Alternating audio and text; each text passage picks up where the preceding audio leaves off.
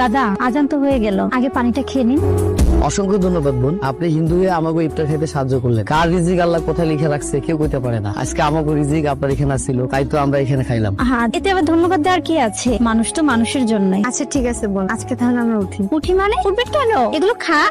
না বোন ঠিক আছে, লাগবে না। কি ভয় পাচ্ছেন? ভয়ের কিছু নেই, এগুলো পুজোর কোনো প্রসাদ না। আমার স্বামী একটু পেটক টাইপের তো, তাই বাজার থেকে এগুলো কিনে এনে রেখেছে। কি করবো? উনি যেহেতু কইতেছে পূজার প্রসাদ না, তাহলে তো খাওয়ান যায়। আচ্ছা বোন দেন। হ্যাঁ সাগর, কই যাইতেছো তুমি? মসজিদে যাইতেছি। তুমি তো মসজিদে যাইতে পারবে না, ওই মসজিদ তো তোমার জন্য না। আকবর ভাই আপনি এটা কেমন কথা কইলেন? আমিও মুসলমান আপনিও মুসলমান, আমাকে লেগে তো মসজিদ। কাল ইফতার কই করছো? নন্দিনী ভাবির বাড়িতে করছিলাম। তার মানে তুমি হিন্দু বাড়িতে ইফতার করছো? তুমি জানো না হিন্দু বাড়িতে ইফতার করা হারাম?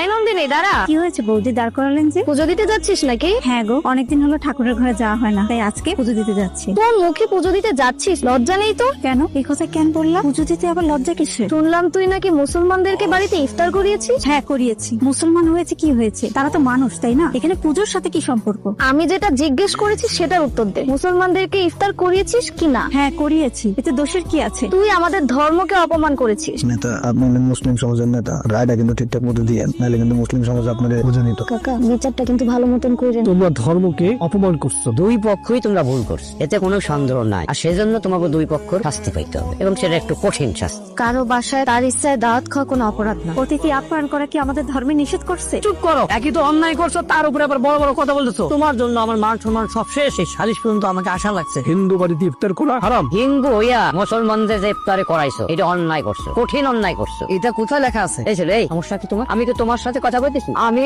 আমার ধর্মের লোকজনের সাথে কথা বলতেছি। কি সমস্যাটা কি তোমার? চুপ করো, একদম সে কথা বলো না। এখন থেকে সাগর মসজিদে আসতে পারবো না। আর এখন থেকে তুমিও মন্দিরে গিয়া পূজা করতে পারবা না। আপনারা তো কেউ ক্ষুধা না যে আপনাকে কথা বলেন। আচ্ছা বুঝলাম না আমি। এই ছেলে সমস্যাটা কোথায় কোন তো? আমার এই জায়গা তো একটা সালিশ চলতেছে, বিচার চলতেছে না? প্রত্যেকটা কথা নিচু পড়তে পারে, কমাস করে ধরে ফেলতেছে। আরে মুখ বন্ধ করতে কর, বন্ধ করতে কর মুখ। আমাদের রায় তো মানতেই হবে। সমাজ মানে আপনারা? হ্যাঁ আমরাই। আরেকটা কথা, এখন থেকে 1 2 আর এই তিনজন এক ঘরে হয়ে থাকবে। দাঁড়াও, আর এক কদম সামনে এগোবে না। কি হয়েছে? তুমি বাড়িতে প্রবেশ করবে না। কেন? আমি কি অপরাধ করলাম যে আমি ঘরের ভিতরে ঢুকতে পারবো না? বিচারে বলা হয়নি তুমি কি অপরাধ করছো? তুমি হিন্দু বাড়িতে মুসলমানকে ইফতার করাইছো। আজ তোমার জন্য পুরো গ্রামবাসীর কাছে আমার নাক কাটা গেল। পুরো হিন্দু সমাজের কাছে আমি ছোট হয়েছি শুধু তোমার জন্য। তুমি আমার বাড়িতে ঢুকবা না। ও, তুমিও সমাজের মতো আমাকে অবিশ্বাস করছো? আচ্ছা, মানুষকে খাওয়ানো কি অপরাধ? আগে ধর্ম, তারপরে মানুষ। তুমি তো ধর্ম বিরোধী কথা বলছো। এসব জ্ঞান তুমি আমাকে দিতে আইসো না। আমি কোনো জ্ঞান দিচ্ছি না, যেটা সত্য সেটাই বলছি। সমাজের সামনে বলতে পারতা না তোমার সত্যতা? এটা আমাকে বুঝালে হবে না, তুমি সমাজের সামনে সমাজের মানুষকে বুঝাইতা। সমাজকে কেন বলবো? সমাজ কি আমাদের ভাত দেয়? সমাজ ছাড়া পৃথিবীতে বাঁচা যায় না, আর এই সমাজ আমাদেরকে সম্মান দেয়। আজ আমাদের সেই সম্মান কোথায়? তোর জন্যই নেই। হ্যাঁ, এখন আমার শব্দ। ধর্মের পরিচয় চেয়েও আমি মানুষ, আর আমি মানুষকে মানুষ ভেবেই ইফতারি করিয়েছি। ভাইজান আমরা তো প্রতি বছর একটা পিকনিকের আয়োজন করি, তাই এবছর কেমনে কি করবেন? তা তোমার কেন বুঝতে যাবো? আমি তো তোমার বাবার প্রয়োজন মনে করি না। তুমি হাইতা কেন আমার সাথে কথা বলতে আসছো? তোমার সাথে আমার কোনো কথা নেই। আমারে কইবেন না তো কারে কইবেন? প্রতি বছর তো সবকিছু আয়োজন আমিই করি। ওরে প্রতি বছর করো, প্রতি বছর তোমরা মুসলমান ছিল, এই বছর থেকে তোমরা হিন্দু হইছো মিয়া। এগুলো কি কইতাছেন ভাইজান? হিন্দু হয়ে গেছে মানে? কেন জানো না? 20 ছিল না, তোমার ভাই তুমি অঘটন ঘটাইছে। হিন্দু বাড়ি থেকে ইফতার করে তোমার ভাই আগে একটা হিন্দু, আর তোমরা একসাথে থাকো না, একটা হিন্দু পরিবার। এখানে আমার দোষটা কি কোন তো? আমি তো কোন দোষ করি না, দোষ করলে আমার ভাই করছে, তারে শাস্তি দেন। আমার কাছে সমাজ থেকে বের করে দিতেছে, তার সাথে আমার সম্পর্ক কি?